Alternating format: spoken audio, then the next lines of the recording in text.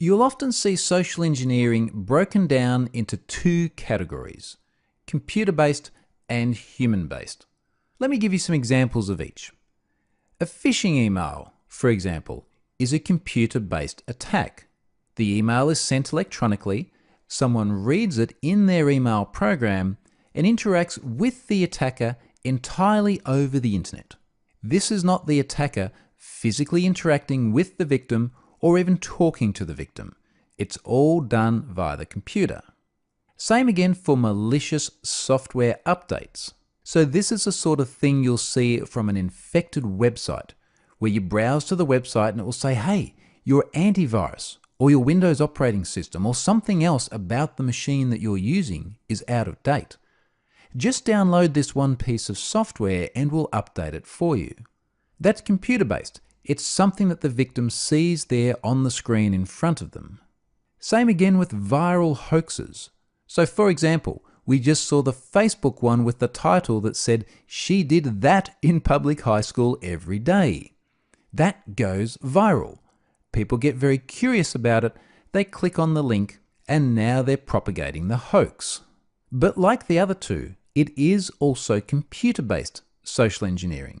And again, all that the victim is doing is interacting with their machine. Now let's move on to human-based social engineering. And a good example of this is impersonation. We saw that in the director of CIA example before, where the attacker has actually called up Verizon and they're talking to the victim, and in this case, Verizon was the victim of the social engineering scam, and the attacker is talking to them. There's a conversation, there's a backwards and forwards. It's a very different style of attack to something appearing in email and being sent electronically. Shoulder surfing is another good example. So this is where the quote-unquote attacker is looking over the shoulder of the victim. So they might be observing the password that the victim is typing into their machine. This is social. They are still there face-to-face or face-to-back, as it may be. But the point is, it's something that happens in person. Same again with tailgating. So this is the process of the attacker following the victim through an otherwise secure door. So picture an environment with swipe cards or turnstiles, where you have to identify yourself before moving through the gateway.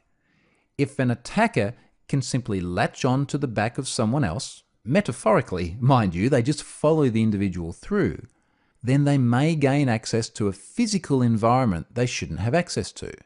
And again, it is all in person. It's a human-based social engineering attack. So as we proceed through the course, you're going to see many examples of both. Purely computer-based social engineering, where the attacker is simply communicating digitally, and human-based engineering, where the attacker actually has to get engaged with the victims. So remember this definition as we move through the course. Let's now go and look at one more thing before we wrap up the module, and that's social engineering at home and in popular culture.